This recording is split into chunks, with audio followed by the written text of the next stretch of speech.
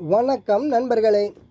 இன்று நாம் பார்க்க இருப்பது பழம்பெரும் நடிகர் பி.யு. சின்னப்பா அவர்களின் வாழ்க்கை வரலாறு. அந்த காலத்தில் சூப்பர் ஸ்டாராக விளங்கியவர்.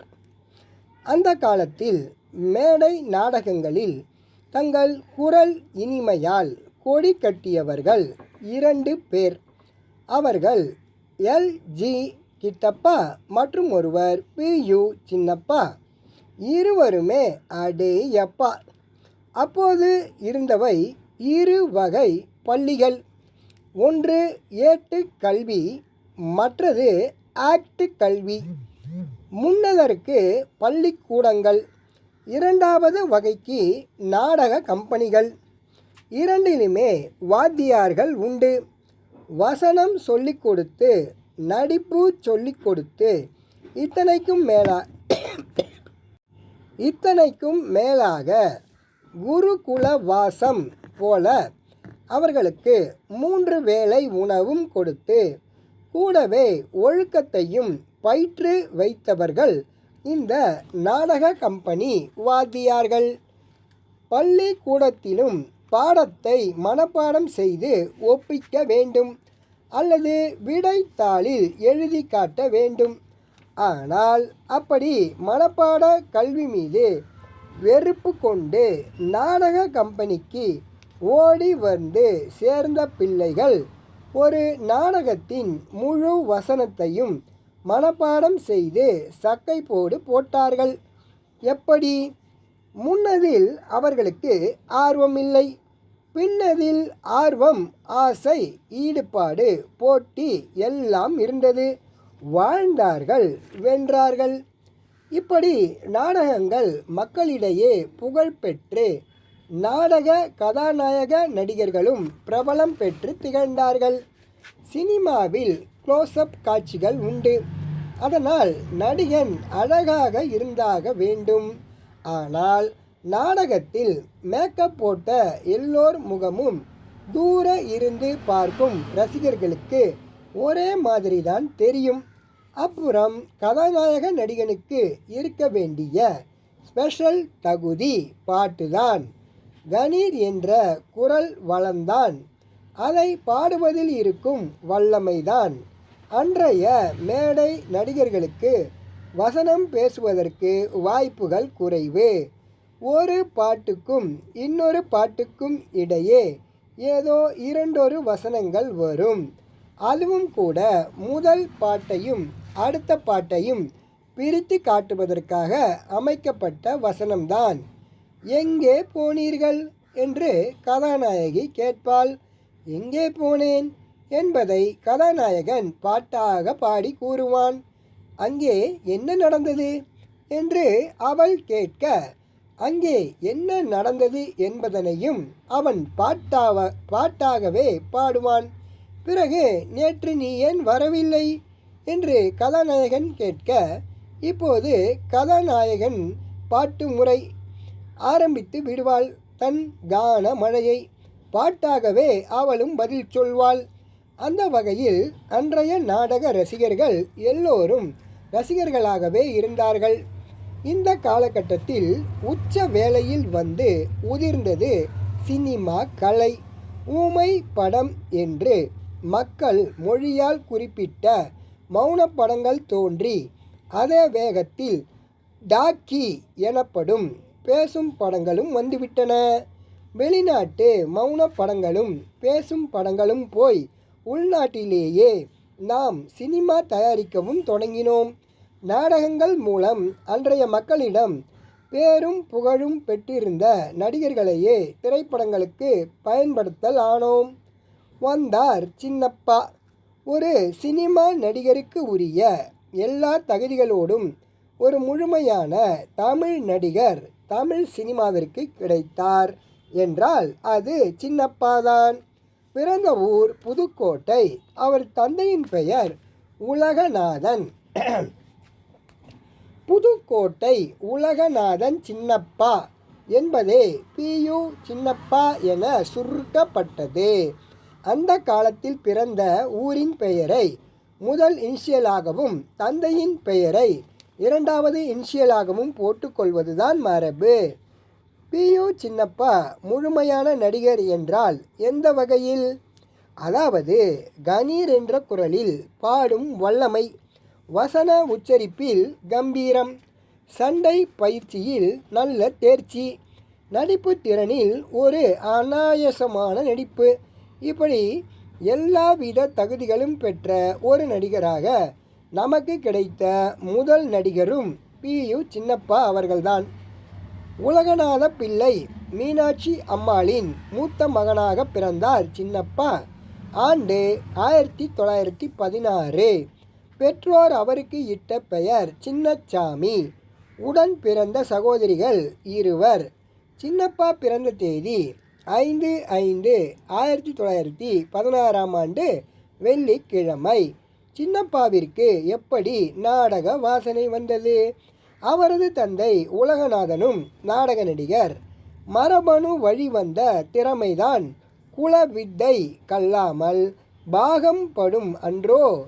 சின்னப்பாவிற்கு படிப்பு 4ஆம் வகுப்பு வரை மட்டுமே. இளம் வயதிலேயே நல்ல குரல் வளம் கொண்டிருந்த சின்னப்பா ஆற்றங்கரை, கோயில் வாசல், ஊர் சாவடி என்று உட்கார்ந்த இடங்களெல்லாம் உரத்து பாடிக்கொண்டிருப்பார். வீட்டு பக்கத்திலே ஒரு உடல் பயிற்சி கூடம். அங்கே பாடப்போனவரை பாடி ஃபில்டர் ஆக்கிவிட்டார். அங்கிருந்த பைல்வான் மாஸ்டர் குஸ்தி, சிலம்பு சண்டை ஆகியவற்றில் ஆர்வம் பிறந்துவிட்டது சின்னப்பாவிற்கு. சற்று இதில் தேறிய பின்னர் படிப்பையும் பாதியோடு நிறுத்திவிட்ட சின்னப்பாவிற்கு வேறு வேலை என்ன? தெருவில் ஒரு பஜனை மடம். அங்கிருந்த கோயில் மாலை வேளை பூஜையின் போது அவரை பாட வைப்பார்கள். பாட்டு பாராட்டை தரும், சாப்பாட்டை தருமா? சின்னப்பாவிற்கு அப்போது 8 வயது.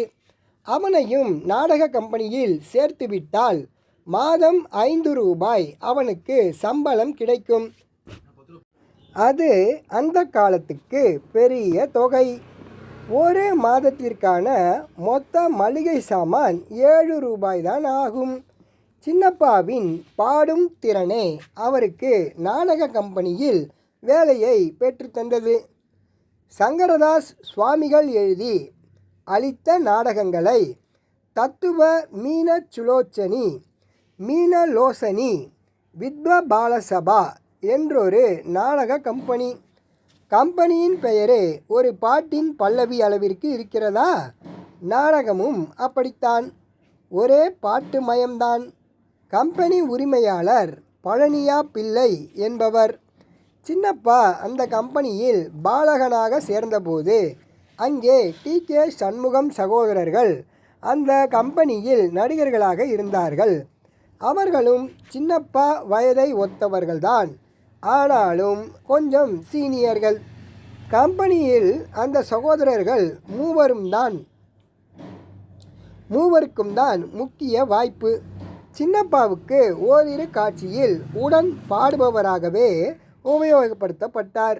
அதனால் சின்னப்பாவின் மனம் நாடக வாழ்வில் ஒட்டவில்லை.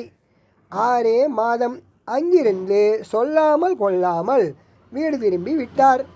அப்புறம் சச்சிதானந்தம் பிள்ளை என்பவர் முழுக்க முழுக்க சிறுவர்களையே நடிக்க வைத்து மதுரை ஒரிஜினல் பாய்ஸ் கம்பெனி என்ற ஒரு நாடக கம்பெனியை ஆரம்பித்து ஊர் ஊராக முகாம் போட்டு 1 மாதம் 2 மாதம் என்று அந்த ஊரிலேயே தொடர்ந்து நாடகங்களை நடத்துவார். அந்த நாடக கம்பெனி புதுக்கோட்டைக்கு வந்து நாடகங்களை போட்டது. சின்னப்பா போனார். அங்கே பாடி காட்ட சொன்னார்கள். பாடி காட்டினார். கணீர் குரல். கேட்டவர்கள் சிலிர்த்துதான் போயினர். அப்புறம் என்ன? அப்பாயின்மெண்ட். மாதச் சம்பளம் 15 ரூபாய். சும்மாவா? அந்த கம்பெனியில்தான் எம்ஜிஆர், எம்ஜி சக்கரபாணி, அந்த நாளைய புகழ்பெற்ற நடிகர்கள் காளி என் ரத்தினம், பி.ஜி. வெங்கடேசன் ஆகியோர் நடிகர்களாக இருந்தனர். கம்பெனி நடிகர்கள் தங்க அந்தந்த ஊரில் ஒரு பெரிய வீட்டை வாடகைக்கு எடுப்பார்கள். புதுக்கோட்டையில் ஒரு பெரிய மாடி வீட்டில் நாடக குழு தங்கியது. சின்னப்பா ஓய்வு வேளைகளில் வீட்டின் மொட்டை மாடியில் தனியாக அமர்ந்து தன் போக்கில் பாடிக்கொண்டு இருப்பார். பிறருக்காக பாடுவது தொழில். தன் ஆத்ம சுகத்துக்காக ஒருவன் பாடுவது அவர் இதயத்திலிருந்து பீரிடும் இன்ப ஊற்று அல்லவா? சின்னப்பாவின் கானம் கம்பெனி முதலாளியின் காதுகளில் தேன் போல பாய்ந்தது. நிசப்தமான இரவு வேளைகளில் சின்னப்பாவின் குரல் காற்றை ரீங்காரமாக்கும் மாய வித்தையை கேட்டு சிலிர்த்தார் முதலாளி. உறக்கம் வராமல் படுத்திருக்கும் அவருக்கு இது இனிய தாலாட்டு போல இருந்தது. ஆகா, இந்த இளைஞனுக்கு இப்படியான ஒரு குரல் வளத்தை கடவுள் கொடுத்த கொடைதான் என்று உணர்ந்த அவர் மறுநாள் காலையில் சின்னப்பாவை கூப்பிட்டார். சச்சிதானந்தம் பிள்ளை, இனி நீ சில்லறை வேடங்களை ஏற்க வேண்டாம். பரதனாக இனிமேல் நீயே வேடத்தை தாங்கு. பாதுகா பட்டாபிஷேக காட்சியில் இனிமே நீதான் நாயகன். சம்பளமும் உனக்கு உயர்த்தப்படுகிறது என்றார். மற்ற நடிகர்களும் அதை ஆமோதித்து வரவேற்றனர். நாடகம் நிறைந்த வசூலை அளித்தது. அடுத்து 2 நாட்களில் முக்கிய வேடம் தாங்கிய சின்னப்பா தனது இனிமையான பாடல்களால் ரசிகர்களிடம் தனி பெயர் பெற்றுவிட்டார்.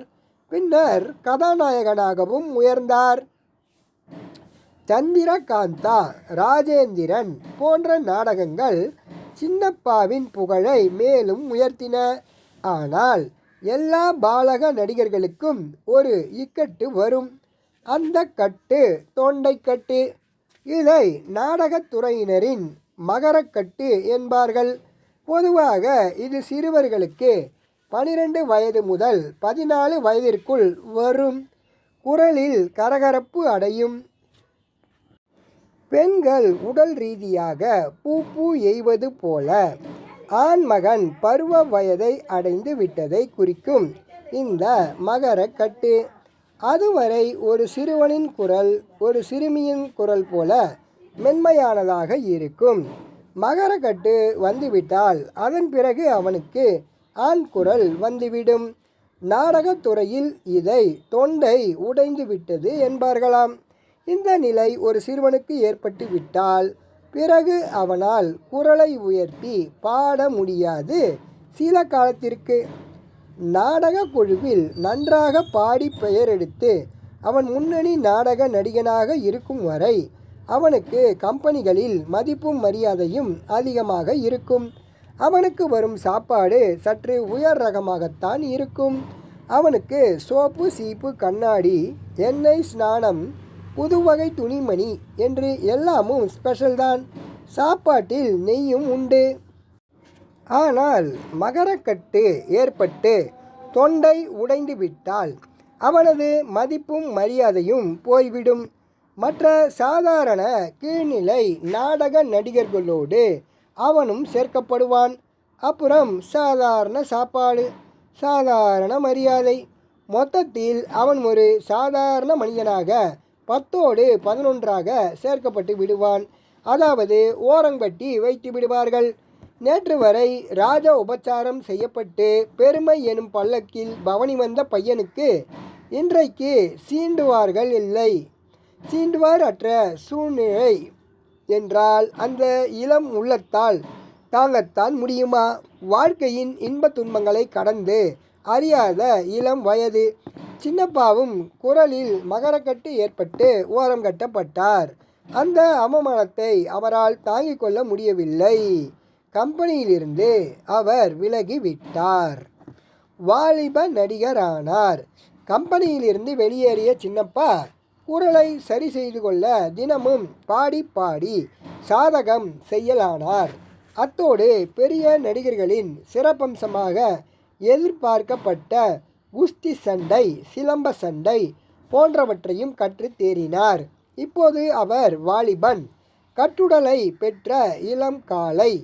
பின் நாட்களில் பிரபல கதாநாயக நடிகராக சினிமாவில் வெற்றி கொடியை நாட்டியவர் M.K. ராதா. இவரது தந்தை கந்தசாமி முதலியார் இவர் ஒரு நாடக கம்பெனி வைத்திருந்தார். முதலாளி மட்டுமல்ல, சிறுவர்களையும் பெரியவர்களையும் சிறந்த நடிகர்களாக பயிற்றுவிக்கும் வாத்தியாரும் கூட. அவரது நாடக குழுவில் போய் சேர்ந்தார் சின்னப்பா. போனால் அங்கே இவருக்கு முன்னால் எம்ஜிஆரும் சக்கரபாணியும் அங்கு இருந்தார்கள். அதாவது அவர்களும் பழைய நாடக கம்பெனியை விட்டுவிட்டு கந்தசாமி முதலியார் நாடக குழுவிற்கு வந்துவிட்டார்கள். பிஜி வெங்கடேசன், எம்ஆர் சந்தானலட்சுமி பின் நாட்களில் பிரபல சினிமா கதாநாயகி அவர். பிஎஸ் சிவபாக்கியம், எம்ஆர் சாமிநாதன் ஆகியோரும் இந்த குழுவில் நடிகர்களாக இருந்தனர். கந்தசாமி முதலியாரின் கம்பெனி பர்மாவுக்கு புறப்பட்டது. வெள்ளைக்காரர்கள் காலத்தில் பர்மா, இந்தியா எல்லாம் ஒரே ஆட்சியின் கீழ்தான் இருந்தது. பர்மாவில் தமிழர்கள் ஏராளமான பேர் இருந்தனர். எனவே நம்மூர் நாடக கம்பெனிகள் அங்கு சென்று 3 மாதம் 4 மாதம் என முகாம் போட்டு நாடகங்களை நடத்துவார்கள். வசூலும் அதிகம் இருக்கும். சின்னப்பா நடிப்பு மீது எம்ஜிஆருக்கு மிகுந்த ஈடுபாடு. சின்னப்பாவை பின்பற்றியே பின் நாட்களில் எம்ஜிஆரும் குஸ்தி, சிலம்பு சண்டை எல்லாம் கற்றுக்கொண்டார். சின்னப்பா போலவே பாட விரும்பி ஒரு ஹார்மோனிய பெட்டியை வாங்கி வந்து அவர் வீட்டில் சங்கீதம் பயின்றார். ஆனால் எம்ஜிஆர் பாடுவது பிடிக்காமல் அவர் ஒரு நாள் ஹார்மோனியம் வாசித்து கொண்டே பாட்டு பாடி சாதகம் பண்ணி கொண்டிருந்த போது அவரது தாயார் சத்யபாமா கோபமாக ஒரு குடம் தண்ணீரை கொண்டு வந்து தன் தலையில் கொட்டிவிட்டதாக எம்ஜிஆரே நான் ஏன் பிறந்தேன் என்ற கட்டுரையில் குறிப்பிட்டுள்ளார். சின்னப்பா தாய்நாடு திரும்பியதும் புளியம்பட்டி கம்பெனி என்ற பிரபல நாடக குழுவில் சேர்ந்து இலங்கை சென்று பல நாடகங்களில் நடித்தும் திரும்பினார். சினிமா நடிகரானார். பியு சின்னப்பா நடித்த சந்திரகாந்தா என்ற நாடகம் மிகுந்த புகழை பெற்றது. ரசிகர்கள் மீண்டும் மீண்டும் வந்து பார்த்து ரசித்தனர். எங்கும் இந்த நாடகம் பற்றிய பேச்சாகவே இருந்தது. அன்றைய சினிமா கம்பெனிகள் மேடையில் வெற்றி பெற்ற நாடகங்களையே படமாக்க முன் வருவார்கள். காரணம், மக்களுக்கு அந்த கதை பிடித்ததால்தான் அதை வெற்றி நாடகம் ஆக்கியிருக்கிறார்கள். எனவே படமாக எடுத்து திரையிட்டால் மக்கள் வரவேற்பை நிச்சயம் பெறும் என்ற ஒரு நம்பிக்கை. மனோகரா, பராசக்தி, ஓர் இரவு, இரத்த கண்ணீர் முதல் பின்னாளில் வந்த 2 கோடுகள், மேஜர் சந்திரகாந்த், சர்வர் சுந்தரம், தண்ணீர் தண்ணீர், எதிர் நீச்சல் போன்ற படங்கள் வரை இதற்கு உதாரணம். இதே காரணத்தால் தான் அன்று சந்திரகாந்தா நாடகத்தை கோவை ஜூபிட்டர் பிக்சர்ஸ் கம்பெனியர் படமாக தயாரிக்க முன்வந்தனர். பியு சின்னப்பாவையே கதாநாயகனாக நடிக்க அமர்த்தினர். இதில் கதாநாயகனின் பெயர் சுண்டூர் இளவரசன். சந்திரகாந்தா திரைப்படம் மாபெரும் வெற்றியை கண்டது. பியு சின்னப்பா ஒரே நாளில் சூப்பர் ஸ்டார் ஆகிவிட்டார். மௌனப்பட காலத்திலிருந்து வெற்றி பட இயக்குனராக விளங்கிய ராஜா சாண்டோ இதை டைரக்ட் செய்திருந்தார். திரைப்படம் வெளியான ஆண்டு 1936. சந்திரகாந்தா பெரிய வெற்றி படமாக அமையவில்லை என்றாலும் சினிமா ரசிகர்களிடையே பியு சின்னப்பா என்ற கதாநாயக நடிகனை பரவலாக அறிமுகம் செய்தது. இரண்டாவது படம் ராஜ் மோகன் 1938 வெளிவந்தது. அந்த நாளைய பிரபல கம்பெனி நேஷனல் மூவிடோன் என்ற நிறுவனம் தயாரித்தது. மேடை புலி என்று புகழ்பெற்ற நடிகர் கே.பி. கேசவன் மற்றும் எம்.எம். ராதாபாய் என்ற நடிகை சின்னப்பாவுடன் நடித்திருந்தனர். இதே ஆண்டில் அடுத்து வந்தது பஞ்சாப் கேசரி என்ற திரைப்படம். கேசரி என்றால் சிங்கம் என்று பொருள். கே.பி. கேசவன், காளி என் ரத்தினம் ஆகியோரும் நடித்திருந்தனர் இந்த படத்தில். இதே ஆண்டு 1938 அடுத்து வந்த சின்னப்பாவின் படம் அனாதை பெண். இவருடன் எம்.கே. ராதா, எல். நாராயணராவ் ஆகியோரும் நடித்தனர். இதே ஆண்டில் அடுத்து சின்னப்பா நடித்த யயாதி என்ற திரைப்படம் வெளியானது. காளி என் ரத்தினம் ஆகியோரும் நடித்திருந்தனர் இந்த திரைப்படத்தில். எம்.வி. ராஜம்மா இதில் சின்னப்பாவுடன் கதாநாயகியாக நடித்தார். இயக்கம் எம்.எல். தாண்டன். 1939 சின்னப்பா நடிப்பில் மாத்ருபூமி தாய் நாடு என பொருள் வெளியானது. டி.வி. குமுதினி கதாநாயகி. Direction H M. ரெட்டி. ஆனால் இந்த படங்கள் எதுவும் சின்னப்பாவிற்கு பெரிய வெற்றி படங்களாக அமையவில்லை. ஏதோ ஒரு படம் என்கிற அளவிலேயே ஒரு சுற்று ஓடிவிட்டு திரும்பியது. இதன் பிறகுதான் சின்னப்பாவிற்கு யோக காலம் பிறந்தது. சின்னப்பா இரட்டை வேடம் தாங்கி நடித்த உத்தமபுத்திரன் என்ற திரைப்படத்தை மாடர்ன் தியேட்டர்ஸ் நிறுவனம் தயாரித்தது. கதாநாயகி M V. Rajamma. Direction P R. Sundaram. 1940ஆம் ஆண்டு வெளியான இந்த திரைப்படம் சூப்பர் டூப்பர் ஹிட் ஆனது. புகழின் உச்சிக்கே சென்றார் சின்னப்பா அவர்கள். புகழ்பெற்ற ஆங்கில நாவலாசிரியர் அலெக்சாண்டர் டூமாஸ் என்பவர் எழுதிய man in the iron mask என்ற கதை ஆங்கில திரைப்படமாக வெளிவந்தது. அதை அப்படியே தமிழில் உத்தமபுத்திரன் என்று எடுத்தனர். திரைப்படம் அபார வெற்றி. பின்னாளில் இதே கதையை சிவாஜி கணேசன் நடிக்க உத்தமபுத்திரன் என்ற பெயரில் படமாக்கினார்கள். அதுவும் மகத்தான வெற்றி படமானது. உத்தமபுத்திரன் வெற்றிக்கு இரட்டை வேட தந்திர காட்சிகளை கேமரா ட்ரிக் சாமர்த்தியமாக படம் பிடிப்பதில் வல்லவரான ஜெர்மன் நாட்டுக்காரரான ஒளிப்பதிவாளர் ஒருவரை மாடர்ன் தியேட்டர்ஸ் சுந்தரம் வரவழைத்து இருந்தார். அவரின் பெயர் போடோ கூச் வாக்கர். திரைப்படத்தின் மற்ற காட்சிகளை ஒளிப்பதிவாளர் W.R. சுப்பாராவ் எடுக்க, தந்திர காட்சிகளை மட்டும் ஜெர்மன்காரர் படம் பிடித்து கொடுத்துவிட்டு சென்றார். இரட்டை வேட காட்சிகளை இவர் படம் பிடித்திருந்த விதம் ரசிகர்களை ஆச்சரியப்பட வைத்ததும் படத்தின் வெற்றிக்கு பெரிய தகுதியாக அமைந்தது. இதே காலகட்டத்தில் சின்னப்பா, எம்.எஸ். சரோஜா, எம்.வி. ராஜம்மா சேர்ந்து நடிக்க அர்த்தநாரி என்ற ஒரு திரைப்படத்தில் நடித்தார். அந்த நாளைய பிரபல டைரக்டர் கே. சுப்பிரமணியம் இந்த திரைப்படத்தை டைரக்ட் செய்தார். ஆனால் அவர் திடீரென ரஷ்யா பயணம் மேற்கொள்ள வேண்டி வந்ததால் டைரக்ஷன் பொறுப்பை டி.ஆர். ரகுநாத்திடம் ஒப்படைத்தார். இந்த அர்த்தநாரி திரைப்படத்திற்கு வசனத்தை எழுதியவர் அந்த நாளைய பிரபல எழுத்தாளர் பி.எஸ். ராமையா. இந்த திரைப்படத்தின் கதாநாயகி எம்.எஸ். சரோஜா.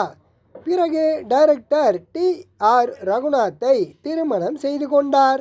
இந்த பி.எஸ். சரோஜா பின்னர் வந்த கண்ணகி, மகாமாயா ஆகிய சின்னப்பா நடித்த திரைப்படங்களிலும் முக்கிய வேடத்தில் நடித்தார். கே. சுப்பிரமணியம் டைரக்ஷனில் அடுத்து சின்னப்பா விகடயோகி என்ற திரைப்படத்தில் நடித்தார். இது ஒரு முழுநீள நகைச்சுவை திரைப்படம். இந்த விகடயோகியில் கே. சுப்பிரமணியம் ஒரு வித்தை செய்தார். அதாவது 1943ஆம் ஆண்டு முதல் 44இல் லட்சுமிகாந்தன் என்ற ஒரு மஞ்சள் பத்திரிகை ஆசிரியன் பாகவதர், என்.எஸ். கிருஷ்ணன் ஆகியோரை பற்றி அவதூறாக எழுதி வந்தான். ஒரு நாள் 8/1/1944ஆம் ஆண்டு அன்று பட்டப்பகலில் அவன் ரிக்ஷாவில் போய்கொண்டிருக்கும்போது அவனை கத்தியால் குத்தி கொலை செய்துவிட்டனர். அந்த கொலையை செய்ய தூண்டியவர்கள் என்று குற்றம் சாட்டி பாகவதர், கிருஷ்ணன் ஆகிய இருவருக்கும் ஆயுள் தண்டனை விதித்து சிறையில் அடைத்தனர்.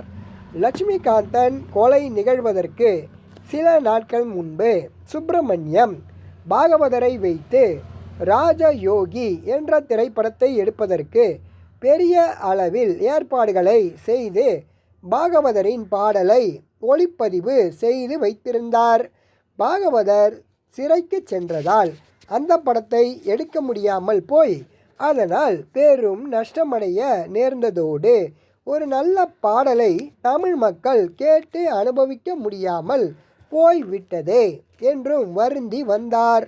அதனால் சின்னப்பா நடித்த விகடயோகி திரைப்படத்தில் ஒரு துணை கதாபாத்திரமாக டாக்டர் ஒருவரை சிருஷ்டித்து அவர் ஒரு மருந்தை கண்டுபிடிப்பதாகவும் அந்த மருந்தை அருந்தியவர்கள் பல குரலில் பேசவும் பாடவும் செய்வார்கள் என்று காண்பித்து அந்த கதாபாத்திரத்தை நேரு போலவும் காந்தி போலவும் பேச வைத்ததோடு பாகவதர் பாடிய முகுந்தனே நந்தன் மைந்தனே என்ற பாடலையும் பாடுவதாக காட்டினார். கோபக்காரர் சின்னப்பா. சின்னப்பாவிடம் நடிப்பு, பாட்டு, சண்டை என்று பல கலைத்திறன் இருந்தும் கூடவே முரட்டு சுபாவம் கொண்ட கோபக்காரராகவும் இருந்தார். இதனால் பல நடிகர் நடிகைகள் அவரிடம் நெருங்கவோ கலகலப்பாக பேசவோ முன்வராமல் சற்று ஒதுங்கியே இருப்பார்கள். ஆனால் பியு சின்னப்பாவையே எதிர்த்து பேசும் தைரியம் மிக்கவர் பி. கண்ணாம்பா ஒருவரே. பியு சின்னப்பாவும் கண்ணாம்பாவும் இணைந்து நடித்த கண்ணகி திரைப்படம் சூப்பர் ஹிட். அது முதல் இந்த இருவருக்கு உள்ளும் ஒரு அந்தரங்க அன்பு உருவாகி விட்டதாக சொல்வார்கள். சின்னப்பா மது பழக்கம் உள்ளவர். காலையில் படப்பிடிப்பிற்கு வரும்போதே மது அருந்திவிட்டுத்தான் வருவார். இது கண்ணாம்பாவுக்கு பிடிக்கவில்லை. கண்ணாம்பாவுடன் அவர் நெருங்கி நடித்து வசனம் பேசும் போதெல்லாம் மதுவின் நெடி கண்ணாம்பாவின் மூக்கை துளைத்தது, முகத்தை சுளிக்கச் செய்தது. கண்ணகி தொடங்கி 6 படங்களில் சின்னப்பாவுடன் கதாநாயகியாக நடித்திருக்கிறார் கண்ணாம்பா. ஒரு திரைப்படத்தில் காமரூபன் என்ற புராண பாத்திரத்தில் நடித்து வந்தார் சின்னப்பா. கதாநாயகி கண்ணாம்பா. படப்பிடிப்பில் சின்னப்பாவை பார்த்து, புராணத்தில் வர்ற காமரூபன் சாராயம் குடிச்சான்னு கதையில் வருதா என்று கேட்டார் கண்ணாம்பா. சின்னப்பா படப்பிடிப்பிற்கு வந்தாலே எல்லோரும் அச்சப்பட்டு ஒதுங்கி நிற்கும் வேளையில் பல பேர் முன்னிலையில் கண்ணாம்பா இப்படி சின்னப்பாவை பார்த்து கேட்டதும் செட்டில் இருந்த எல்லோருமே திகைத்து போயினர். சின்னப்பாவோ கோபமடையவில்லை. மாறாக, மன்னிச்சிடு கண்ணாம்பா, இனிமே படப்பிடிப்பிற்கு குடிச்சிட்டு வரமாட்டேன் என்றார்.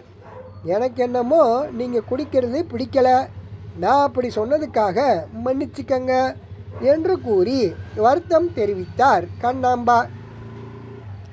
சின்னப்பா தனது 35வது வயதிலேயே அகால மரணம் அடைந்தபோது இறுதி சடங்கின் போது வந்திருந்த கண்ணாம்பா, ஐயா போயிட்டீங்களா, இனிமே உங்களை மாதிரி நடிக்கிறவங்களை நான் எங்கே பார்ப்பேன் என்று கதறி அழுதது பார்ப்பவர்கள் நெஞ்சை உருக்குவதாக இருந்தது.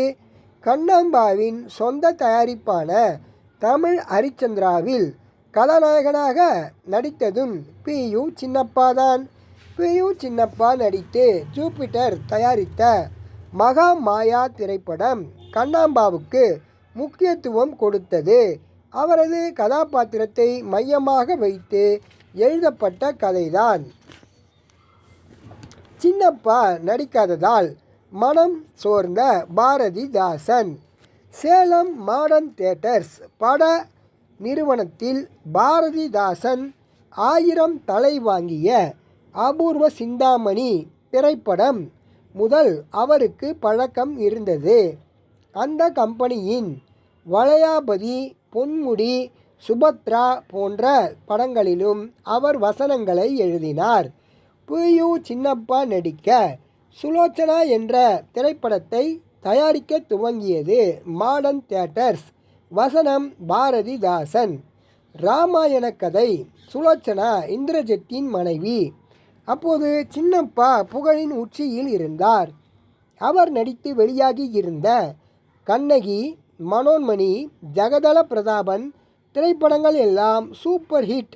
இந்திரஜித் வேடத்தில் நடிக்க சின்னப்பா ஒப்பந்தமாகி இருந்தார். சுலோச்சனா திரைப்படமான நேரத்தில் திராவிட இயக்கம் விரைவாக வளர்ச்சி பெற்று தமிழிலும் மறுமலர்ச்சி ஏற்பட்டு கொண்டிருந்தது. ராவணன், இரணியன், இந்திரஜித் போன்ற இதிகாச காவிய பாத்திரங்கள் தமிழின வீரர்களாக மக்கள் முன் சித்தரிக்கப்பட்டனர். மாடர்ன் தியேட்டர்ஸ் அதிபர் T.R. சுந்தரம் இங்கிலாந்தில் படித்து ஆங்கிலேய பெண்மணியை திருமணம் செய்து மேல்நாட்டு பாணியிலேயே வாழ்ந்து வந்தார். இருப்பினும் பழந்தமிழ் இலக்கியங்களில் ஈடுபாடு கொண்டு வளையாபதி, குண்டலகேசி கதைகளை திரைப்படமாக வெளியிட்டார். கருணாநிதி, கண்ணதாசன் போன்றோரின் புதிய நடை வசனங்களை அவர் ஆதரித்தார். இந்திரஜித்தின் வீர வாழ்க்கை படமாக்க விரும்பினார். பாரதிதாசனை கொண்டு வசனங்களை எழுதச் செய்தார். பாவேந்தரும் உணர்ச்சி ததும்ப வசனங்களை எழுதியிருந்தார். அப்படிப்பட்ட வசனங்களை உயிர் துடிப்புடன் பேச சின்னப்பாதான் பொருத்தமானவர் என கருதி அவரை புக் செய்தார். தானே பாடி நடிப்பவர் P.U. சின்னப்பா. சுலோச்சனா திரைப்படத்திற்கு பாடல் ரெக்கார்டிங். சர்வ ஜீவன தயாபரணே என்ற பாடலை சின்னப்பா பாடிக்கொண்டிருந்த போது ஏதோ தகராறு. TRS கடுமையாக கண்டித்தார். கோபம் வந்துவிட்டால் பெரிய நடிகர்களும் அடே, பெரிய நடிகர்களையும் அடே என்றுதான் திட்டுவார். சின்னப்பாவோ கோபித்து கொண்டு போய்விட்டார். பின்னர் மாடர்ன் தியேட்டர்ஸ் பக்கம் அவர் வரவே இல்லை. வீரவசனம் பேசுவதில் வல்லவரான சின்னப்பாவை மனதில் கொண்டே இந்திரஜித் வேடத்திற்கு பாரதிதாசன் வசனம் எழுதியிருந்தார். சின்னப்பா போன பிறகு அந்த பாத்திரத்திற்கு யாரை போடுவது பெரிய பிரச்சனையாகிவிட்டது. கடைசியில் TRS தாமே இந்திரஜித்தாக நடிப்பது என்று முடிவு செய்தார்.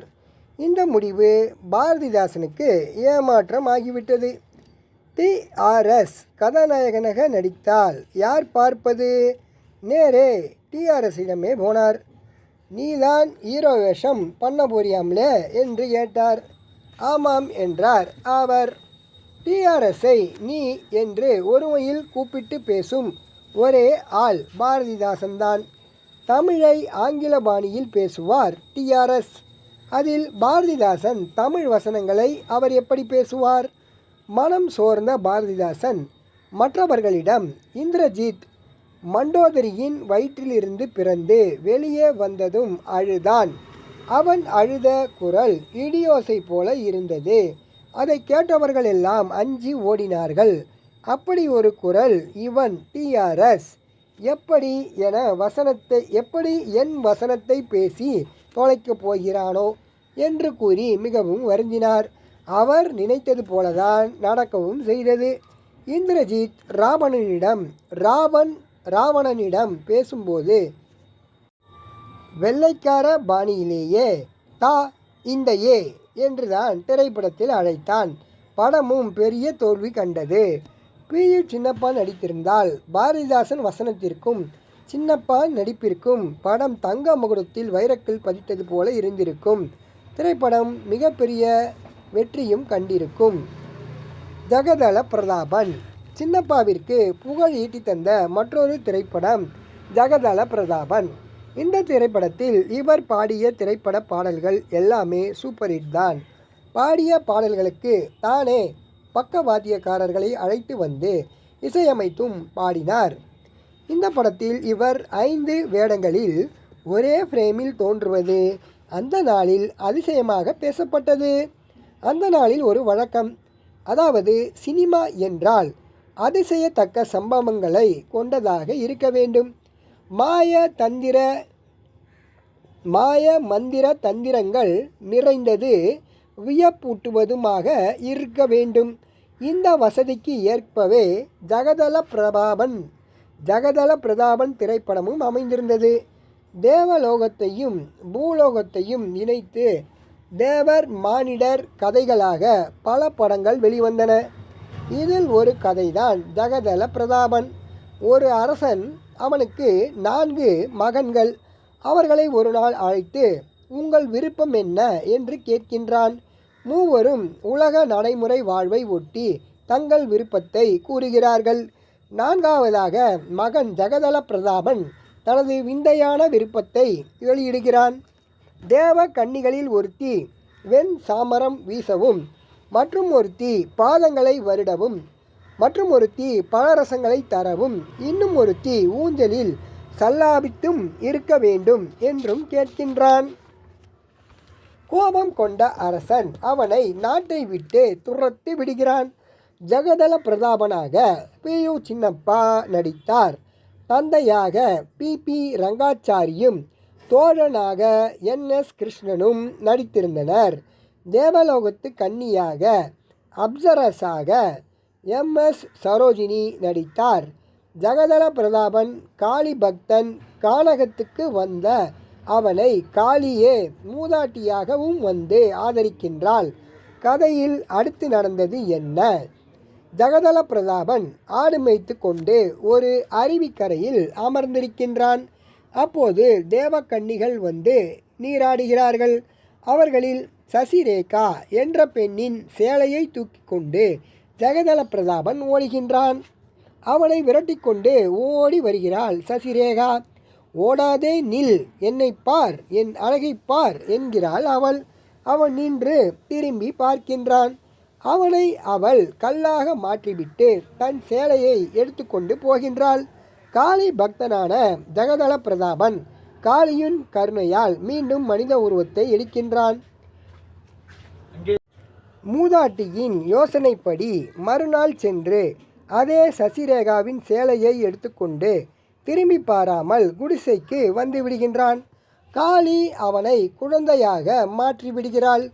அப்சரஸ் அங்கே தேடி வர அங்கிருந்த மூதாட்டி, இந்த குழந்தையை தவிர இங்கே யாரும் இல்லையே என்கிறாள்.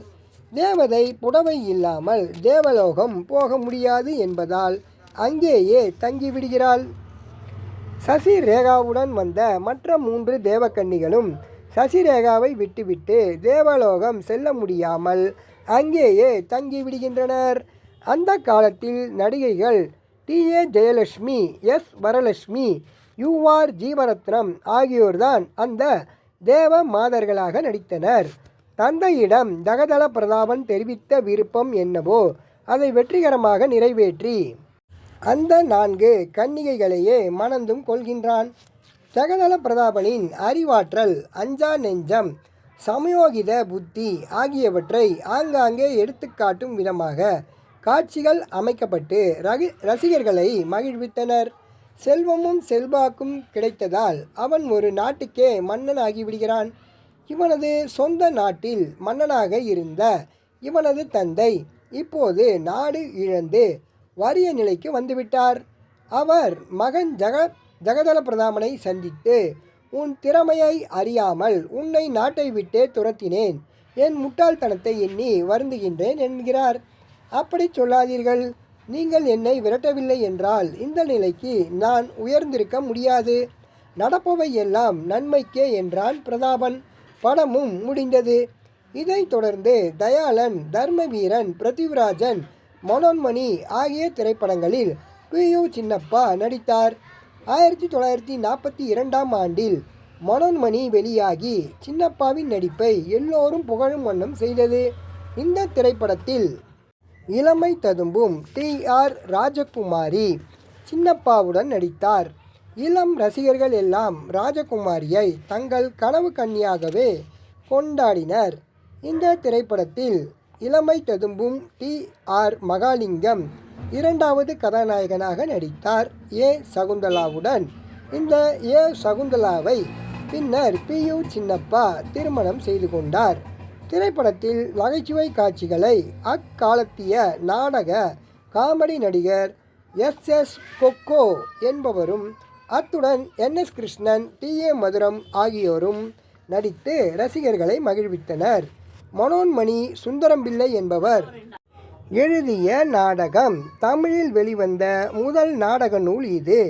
இதில் வரும் குடிலன் என்ற ஒரு தீயவனான அமைச்சருக்கும் பி.யு. சின்னப்பாவிற்கும் வாக்குவாதம் நடைபெறும் காட்சியில் சின்னப்பா சிறப்பாக நடித்து ரசிகர்களிடமும் பத்திரிகைகளிடமும் பாராட்டுக்களை பெற்றார். 1944ஆம் ஆண்டில் ஒரு பத்திரிகையில் வெளியானது பி.யு. சின்னப்பாவின் நடிப்பு ஒரு விமர்சன பார்வை. பேசும் படம் அந்த நாளைய பிரபல சினிமா பத்திரிகை. அதில் குண்டூசி என்ற பெயரில் கோபால் என்பவர் சினிமா துறை பற்றிய கட்டுரைகளை எழுதி வந்தார். சினிமா நட்சத்திரங்கள் வாழ்க்கை கதையையும் அவர் எழுதுவார். அவர் பி.யு. சின்னப்பாவின் திரைப்படங்கள் பற்றியும் சின்னப்பாவின் நடிப்பு பற்றியும் எழுதிய கட்டுரை இது.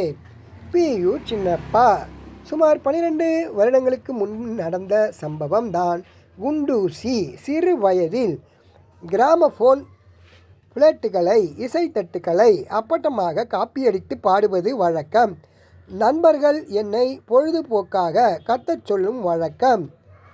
ஒரு நாள் ஏதோ பாடிக்கொண்டிருந்தேன். ஒரு நண்பர், போதும்பா உன் ஸ்ருங்கார அகரி, பக்தி கொண்டாடுவோம் பாடு என்றார். நான் தெரியாது என்றேன். பூ பக்தி கொண்டாடுவோம் தெரியவில்லை, பாட வந்து விட்டாயே என்று அவர் கேலி செய்தார். இந்த பாட்டு எங்கே எப்போது யாரால் பாடப்படுகிறது என்பது எனக்கு அப்போது தெரியாது. பிறகு தெரிந்து கொள்ளாமல் இருக்க முடியவில்லை. எங்கு திரும்பினாலும் யார் வாயிலும் பக்தி கொண்டாடுவோம், குரு பக்தி தெய்வ பக்தி கொண்டாடுவோம் என்ற திரைப்பட பாட்டுத்தான். இந்த பாட்டை இவ்வளவு பிரபலப்படுத்தியவர் யார் தெரியுமா? இப்போது சினிமா திரைப்படங்களில் அதி பிரபலமாய் விளங்கி வரும் பி.யு. சின்னப்பா தான். பக்தி கொண்டாடுவோம் பாட்டை சின்னப்பா அந்த காலத்தில் பாட ஆரம்பித்தால் சபையில் நிசப்தம் நிலவும். அரை மணி நேரத்திற்கு புது புது சங்கதிகள், ஸ்வரங்கள் எல்லாவற்றையும் போட்டு ஹார்மோனியக்காரர், தபேலாக்காரர் இவருடைய விரல்களையும் பதம் பார்த்துவிட்டு உள்ளே செல்வார். பலத்த கரகோஷங்கள் கிளம்பும். அதோடு ஒன்ஸ் மோர் சத்தங்களும் சீட்டி அடித்தலும் வானை பிளக்கும். பாதி நாளைக்கு அவர் மீண்டும் ஒரு முறை இந்த பாட்டை பாடினால்தான் அந்த அமளி ஓயும். அன்று நாடகத்தில் ரசிகர்களின் பேரன்பை பெற்றிருந்த பி.யு. சின்னப்பா இன்று சினிமா ரசிகர்களின் பேராதரவை பெற்றிருப்பது ஆச்சரியப்படத்தக்க விஷயமே அல்ல. அவர் தகப்பனாரான உலகநாத பிள்ளையே ராஜபாட்டில் பேர் போனவர். தகப்பனாரின் நாடகங்களை அடிக்கடி பார்த்து வந்ததால் அவருக்கு நாடகங்களில் அதிக பற்று ஏற்பட்டது. சொந்த ஊரான புதுக்கோட்டையில் அவர் இருக்கையில் பஜனைகளில் பாடுவாராம். அவரது சாரீர சம்பத்தையும் சங்கீத ஞானத்தையும் பலர் பாராட்டி வந்துள்ளனர். தற்போது 31 வயதான சின்னப்பா தன் 7வது வயதிலேயே நாடக மேடை ஏறிவிட்டார். பழனியா பிள்ளை டிராமா கம்பெனி அவருக்கு இடமளித்தது. ஆனால் அந்த இடத்தில் அவர் 2 மாதங்கள் தான் இருந்தார். முதலாளி ஏதோ கோபமாக சொன்னது பிடிக்காமல் வெளியேறிவிட்டார்.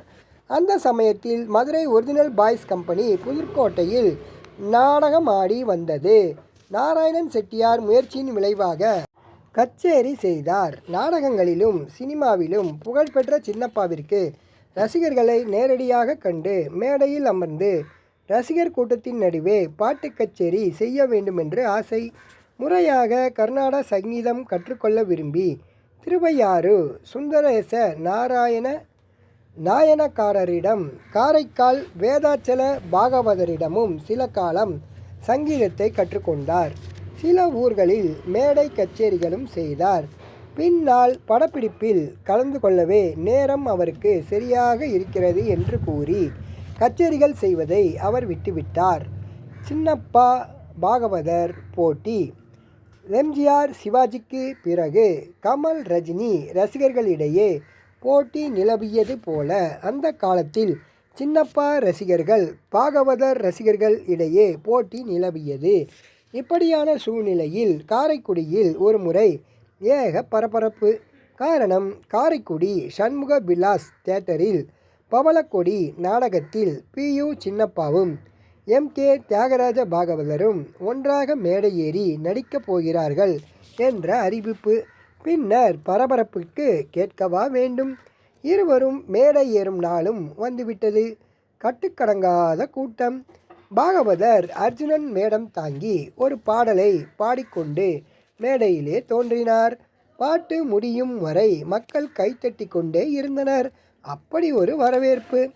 அடுத்து கிருஷ்ணர் வேஷத்தில் இருக்கும் சின்னப்பா வந்து பாட வேண்டும். கிருஷ்ணர் வேஷமிட்டு தயார் நிலையில் நிற்கும் சின்னப்பாவிற்கு நம்பிக்கை தளர்ந்துவிட்டது. பாகவதரை மிஞ்ச முடியுமா? ஒருவாறு தன்னை திடப்படுத்தி கொண்டு ஒரு பாடலை பாடியவாறு அவர் மேடைக்கு வந்தார் சின்னப்பா. மக்கள் ரசித்தார்கள். ஆனாலும் கைத்தட்டல்கள் பலமாக கேட்கவில்லை. புரிந்து கொண்டார் சின்னப்பா. விடுவாரா? அடுத்து அர்ஜுனனை விஷவண்டு கடித்து அவன் மரணம் அடைந்ததாக வரும் காட்சியில் சின்னப்பா மாயமோகினி உருவில் வந்து மார்பில் அடித்துக்கொண்டு ஒப்பாரி வைத்து பாடி அழ வேண்டும். அதுபோலவே வந்தார். ஆவேசமாக தலைவிரி கோலமாக வைத்தார் ஒப்பாரி. அவர் கணீர் குரலுக்கு கேட்கவும் வேண்டுமா?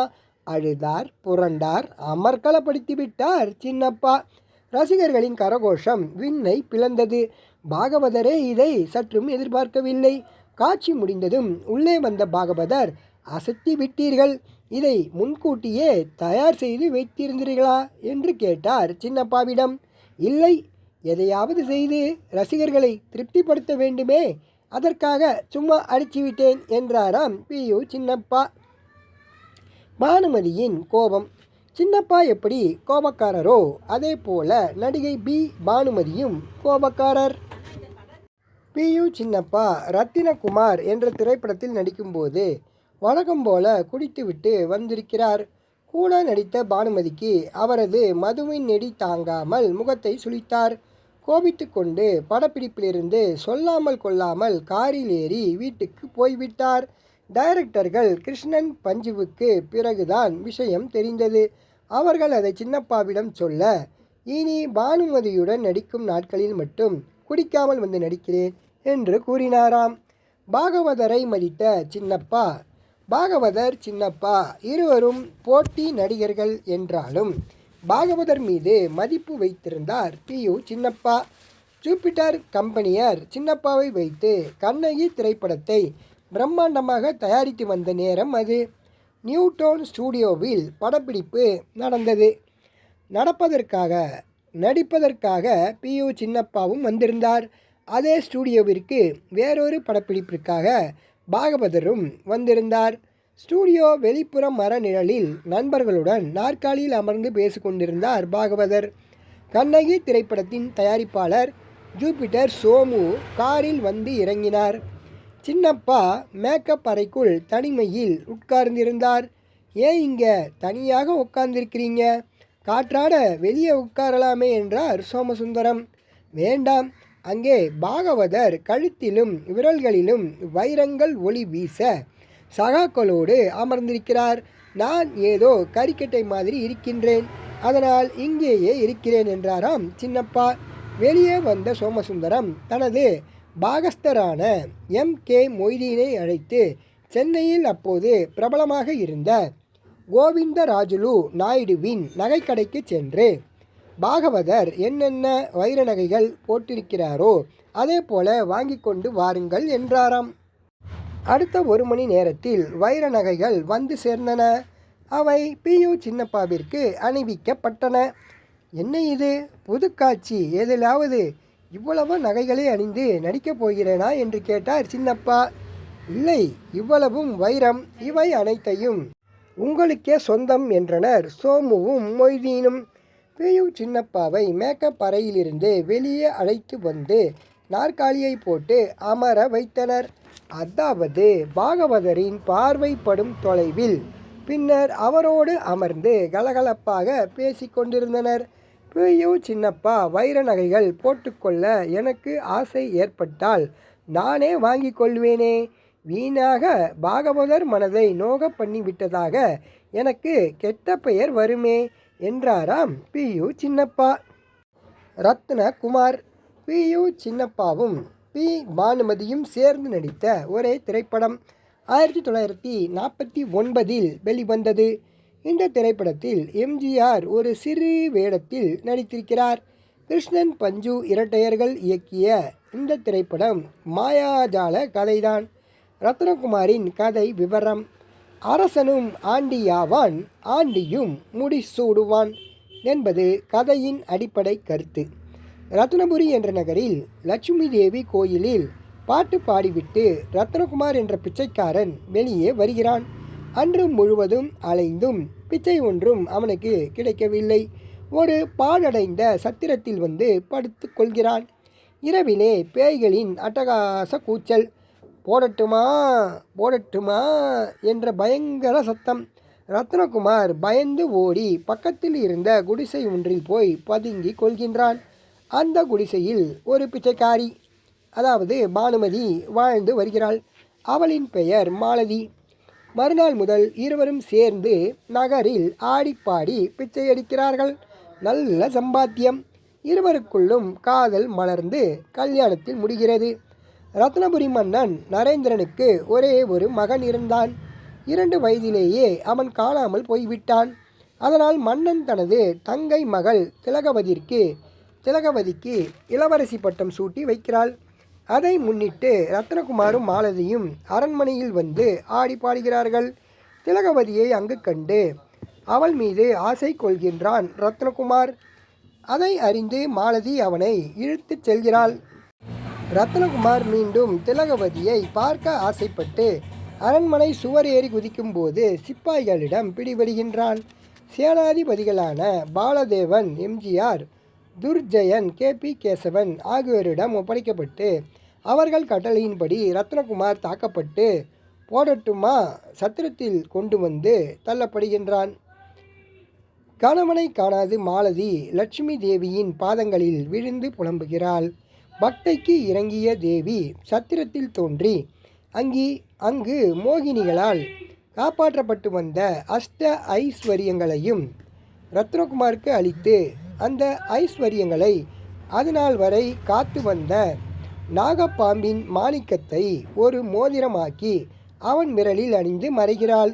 உடனே அவனது பிச்சைக்கார உடைகள் பணக்கார உடைகளாக மாறுகின்றது.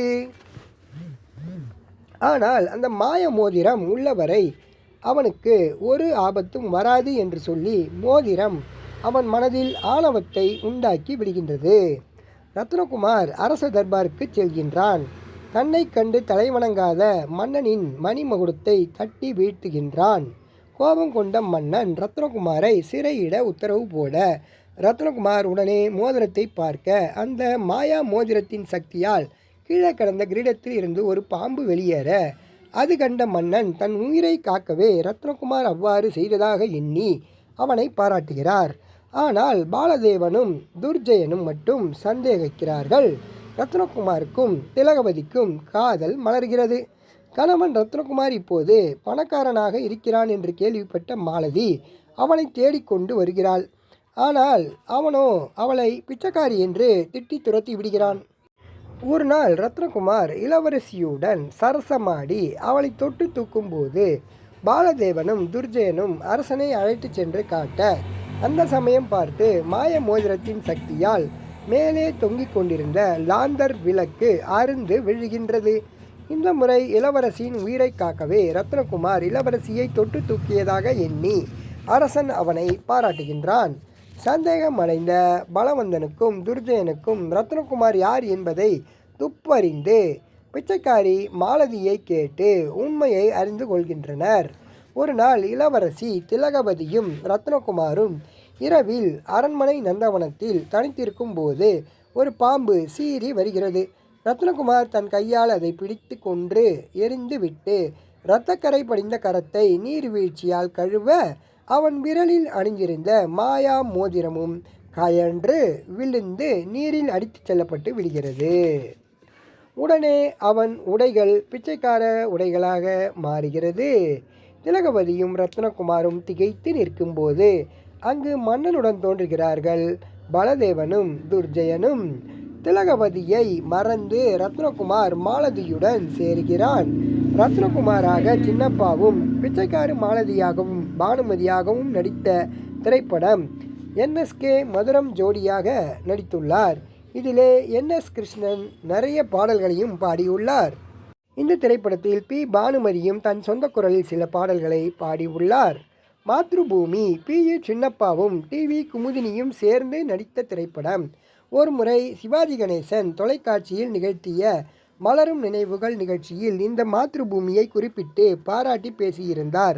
1939ஆம் ஆண்டு வெளிவந்த இந்த திரைப்படம் இந்தியாவை அந்நியர்கள் ஆட்சியிலிருந்து விடுவிக்கப்பட்ட பாடுபட்ட ஒரு சிற்றரசனின் கதை. இது 2000 ஆண்டுகளுக்கு முன்பே சுதந்திரத்திற்கான விதை ஊன்றப்பட்டதை உக்கிரசேனனின் புரட்சி மூலம் எடுத்துக்காட்டிய திரைப்படம் மாத்ருபூமி. மாத்ருபூமி என்றால் தாய் நாடு என பொருள். ஒரு துரோகியின் மனைவியாக இருப்பதை விட விதவையாக இருப்பதே மேல் என கணவன் கட்டிய தாலியை கழற்றி வீசிய வீரமங்கையை சித்தரிக்கும் திரைப்படம். அந்த வீரமங்கையாக நடித்தவர் குமுதினி. வெள்ளைக்காரன் நம்மை அடிமைப்படுத்தி ஆட்சி செய்து வந்த காலத்தில் வெளிவந்த திரைப்படம் இது என்பதனையும் நாம் கவனத்தில் கொள்ள வேண்டும். மாத்ருபூமியின் கதை இதுதான்.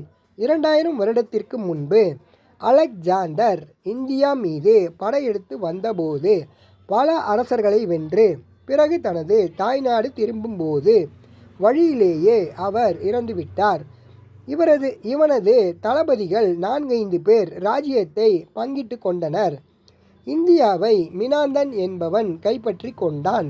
அலெக்சாண்டர் நாட்டை விட்டு ஒழிந்தான் என்று இருந்த சமயம் மறுபடியும் ஒரு அந்நியன் வந்து தம்மை அடக்கி ஆள்வதா என சிலர் கிளர்ச்சியை செய்தனர். உதயகிரி அரசன் உக்கிரசேனன் மினாந்தன் படைகளுடன் போரிட்டு தோற்று ஓட செய்து வெற்றியுடன் நகருக்கு திரும்புகின்றான். இதனால் கோபம் கொண்ட மினாந்தன் எப்படியாவது உக்கிரசேனனை அடக்கி விரும்பி உக்கிரசேனனை தன் சபைக்கு வரவழைத்து சமாதானம் பேசுகின்றான். உக்கிரசேனன் ஒரே பிடிவாதமாக எங்கள் நாடு எங்களுக்கே உரியது என்று கூற அவன் வெகுண்டு உக்கிரசேனனை சிறைபிடிக்க உத்தரவிடுகின்றான். உக்கிரசேனன் சண்டையிட்டு தப்பித்து ஓடிவிடுகிறான். அவனது துணிச்சலை கண்டு கிரேக்க இளவரசி ஹெலன் உக்கிரசேனன் மீது காதல் கொள்கிறாள். ஹெலனை உக்கிரசேனின் வீரர்கள் கடத்தி சென்று உக்கிரசேனனிடம் ஒப்படைக்க அவனோ கோபம் கொண்டு அவளது விலங்குகளை நீக்கி அவளை அன்புடன் நடத்துகின்றான். ஹெலனுக்கு அவன் மேல் காதல் அதிகரிக்கின்றது. ஆனால் தன் நாட்டை அந்நியர் வசம் இருந்து மீட்கும் தீவிரத்தில் இருக்கும் உக்கிரசேனன் ஹெலனின் காதலை ஒரு பொருட்டாகவே நினைக்கவில்லை. அவள் காதலை மறுக்கின்றான். அரசிக்கு தோழியாக இருந்த குமுதினிதான் ஹெலனுக்கு ஆறுதலாக இருக்கின்றாள். தன் அன்பு மகள் ஹெலன் உக்கிரசேனனால் சிறை எடுத்து செல்லப்பட்டாள் என்பதனை கேட்ட மினாந்தன் ஆத்திரம் கொண்டு உக்கிரசேனன் ஆட்களை கொண்டே அவனை வீழ்த்த முயற்சிக்கின்றான். அமரநாதர் உக்கிரசேனனின் படை தளபதி மினாந்தனின் பலத்தை உளவு பார்த்து தெரிந்து வருமாறு பிரதாபன் என்பவனை அனுப்புகிறார். அமரநாதர் மாறுவேடத்தில் உள்ள பிரதாபனை கைது செய்து மினாந்தன் முன் கொண்டு வந்து நிறுத்தினார்கள். பிரதாபன் மினாந்தனிடம் தன் மைத்துனன் சகோதரி கணவன் ஜெயபாலன் அணுக்கமாக இருப்பதைக் கண்டு அவன் துரோகி ஆகிவிட்டதை எண்ணி ஆத்திரமும் வேதனையும் அடைகிறான். ஜெயபாலன் மினாந்தனிடம் பிரதாபன் தன் மைத்துனன் என்பதை சொல்லாமல் அவனை கொன்று விடாமல் காவலில் வைக்கச் சொல்லி தாம் உதயகிரிக்கு திரும்புகிறாள். ஜெயபாலன் உக்கிரசேனனின் தளபதி அமரநாதரை சந்தித்து அவர் மனதை கலைத்து பிரதாபனை துரோகி என்று நம்ப வைத்ததுடன் நிற்காமல் மினாந்தனின் சபையில் இருந்து கொண்டு உக்கிரசேனனுக்கு உளவு கூறுபவன் பெயரையும் தெரிந்து கொண்டு அதை உக்கிரசேனனுக்கும் தெரிவிக்கின்றான். அதன்படி உளவு சொன்ன சிற்றரசன் உதயசிம்மன் மினாந்தனால் கழுவேற்றப்படுகின்றான். வீரமங்கை குமுதினி மகாராணியின் அந்தரங்க தோழியாக இருந்தாள் அல்லவா? இவள் தன் கணவன் ஜெயபாலனை தெய்வம் என்றே எண்ணி வந்தவள், சிறந்த தேசபக்தன் என நினைத்தவள். ஆனால் இவளது வெகுளித்தனத்தை அறிந்த ஜெயபாலன் தந்திரமாக அவள் மூலம் அரண்மனையில் நடக்கும் இரகசியங்களை ராஜ்ய விவகாரங்களையும் அவ்வப்போது அறிந்து அதை மினாந்தனுக்கு தெரியப்படுத்தி வந்தான்.